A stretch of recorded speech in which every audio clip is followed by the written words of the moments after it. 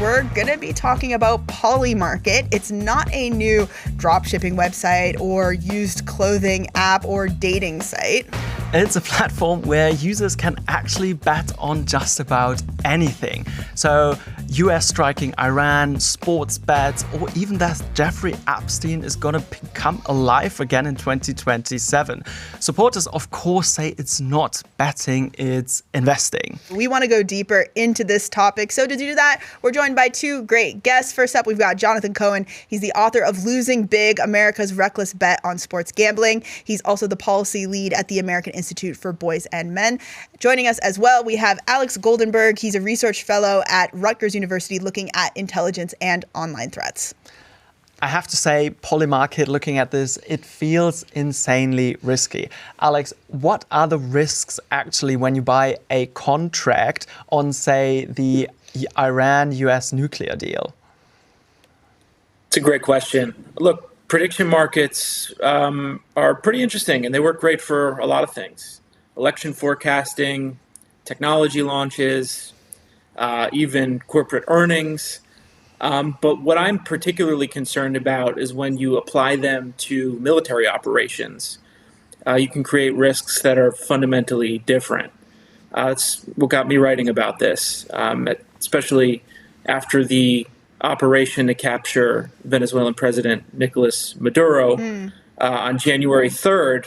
Hours before that operation, an anonymous account placed roughly $30,000 betting that an operation would happen on that day. And that position in less than 24 hours netted $400,000 in profit, or a 1,200% return. And the timing suggests that that trader had insider knowledge of that operation. Yeah, I want to talk more about insider knowledge, insider trading, if we can call it that. But Jonathan, I've got a quote for you, and it goes something like this. It's a site where you can basically bet on current events. And that quote is from Shane Copeland, the Polymarket founder and CEO. But then at the same time, it seems like we're calling this investing. What am I missing here? Well, first of all, I'm just mad that Alex is blowing up my spot that I bet $30,000 and they go from Maduro to get captured. And I don't know why he's telling everybody on TV that I did that. These are in the U.S. especially. These are sort of existing in, let's call it, a regulatory gray area, this sort of regulatory loophole where technically they are investment platforms and they are regulated in the United States as investment platforms. But of course, and practically speaking, these are obviously gambling platforms, and obviously we can talk about sort of the political events and all the being able to gamble on or invest in who's going to be a bridesmaid in Taylor Swift's wedding. But in the U.S., the largest prediction market is Kalshi, and 90 to 95% of the trading volume on Kalshi is on sports. So what these are in the United States, at least, is effectively sports betting operations sort of disguised as prediction markets with sort of the national security, elections, other sort of forecasts layered on top of what is, effectively just a gambling platform. I want to follow up on that, Jonathan, because it seems like if you're investing in something, you're supposed to get something for your investment, but that's not what's happening here, right? Right. Or maybe even if you don't get something, like someone has to get something, right? Like I'm buying stock in Apple, and Apple now it's like a more valuable company for me having bought stock in it. The New England Patriots were not more likely to win the Super Bowl if I bought a investment contract that predicted that they were going to win the Super Bowl. So there's no sort of secondary value created by an event contract or any contract that you're purchasing. The only value is my entertainment. So that to me is where maybe if you were going to draw a line, and the line has always been thin, but if you were going to draw a line between gambling and investing, that's the kind of thing where I would draw. And I think when it's about entertainment, it's gambling. And when it's about some actual purpose that or that benefits others, then maybe you can call it investing, maybe speculation. And then I'm more willing to acknowledge, okay, maybe these are investment platforms. But right now, I just don't see it. And also, Jonathan, when you look at it from the outside, at least when I did, it also feels like the game is a bit rigged. So it could be like an opportunity for famous or really, really wealthy people, to spin the odds in their favor. For example, there seem to be contracts on what Elon Musk is doing like every week. So he could just set up trades on himself or buy contracts on himself and just make massive amounts of money, couldn't he?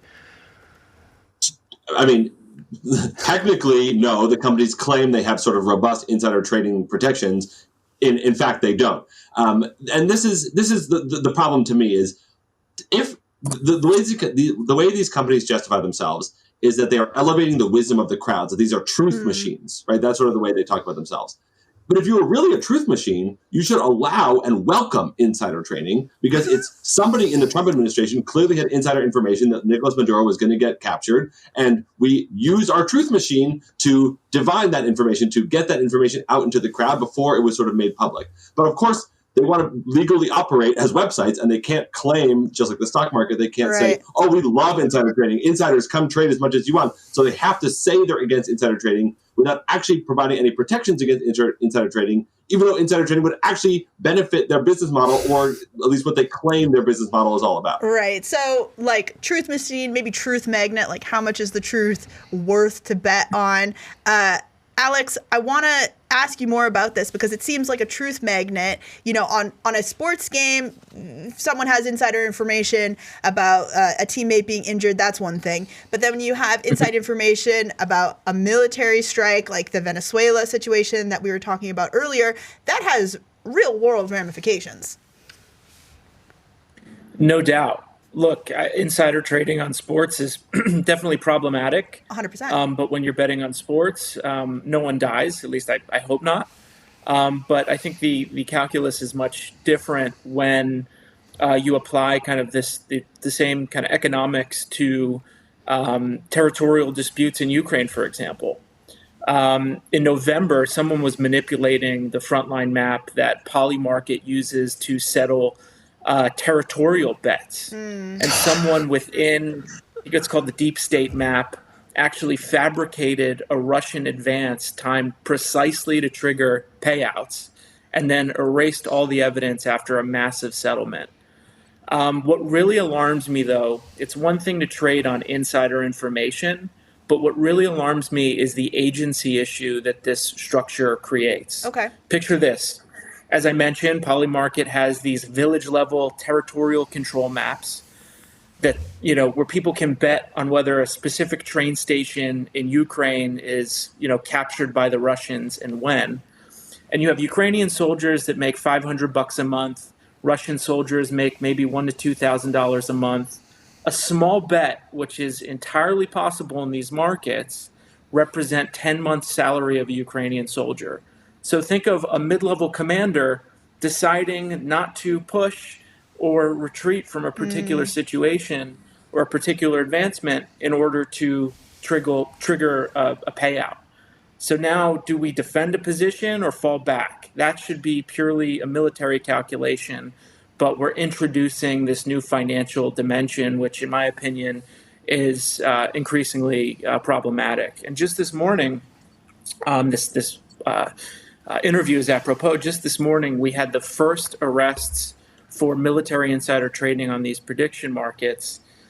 Police say an Israeli civilian and 2 IDF reservists were arrested for gambling on Polymarket using classified military information and profiting in the hundreds of thousands. And what are the Israelis worried about? Sure, it's a problem that people are making money on classified information. But if you're the Iranians, for example, which the Israelis are in conflict with, you're monitoring these Polymarkets and seeing, is there a pattern of high conviction, i.e. a lot of money, low probability bets that the Israelis are going to hit me today or tomorrow? And that's essentially giving, you know, the Israelis' adversary in a conflict a potential heads up that an imminent strike is coming. Yeah. I mean, this has so much Hunger Games vibe to it. It's almost like it makes you shake innerly, like, wow. I think another thought that triggered my head when I watched Polymarkets for the first time is that there seems to be a bit of a connection between, you know, day trading amateurs, or, you know, you can make a lot of money on the Forex market, or me and my brother betting on Greek's 4th football league when we were teenagers. So, Jonathan, is this kind of the same target group again, you know, young men that kind of feel like they want to get ahead by gambling? As far as we know, yes. And a lot of the advertising has been explicitly around that point. And this is partly because they're not regulated like gambling companies. So gambling companies technically aren't allowed to say, like, come gamble with us, win $1 zillion. But there's basically no rules about how Polymarket and Kalshi in the US are able to advertise. So they do exactly that. And again, as far as we know, yeah, it's primarily young men, maybe even, I mean, obviously because there's in the US a huge sports component, but also you get a lot of folks sort of from the crypto world and folks from who are online anyway and are being told, hey, it's not enough to even know about the Ukraine war anymore, right? Like, leverage your knowledge about the Ukraine war to make money, or leverage your knowledge about temperature in Miami or Taylor Swift's wedding or whatever the case may be. Like, leverage that to make money.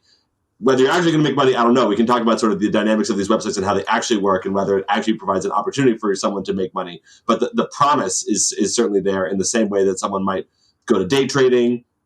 But day trading is kind of hard. You have to know about stocks. You sort of figure out, but you don't have to know anything. You just have to know about football. Like, that's it. And then you can just start gambling away. Hey, YouTube, thanks for checking out this preview of The Dip. If you want more, check out the playlist, which is somewhere on the screen right now. Somewhere, you'll find it. We believe in you. Or you can check out, of course, full podcast episodes. You can scan the QR code that's appearing on your screen right now, or you can check the link in the episode description. But until then, thanks for watching The Dip.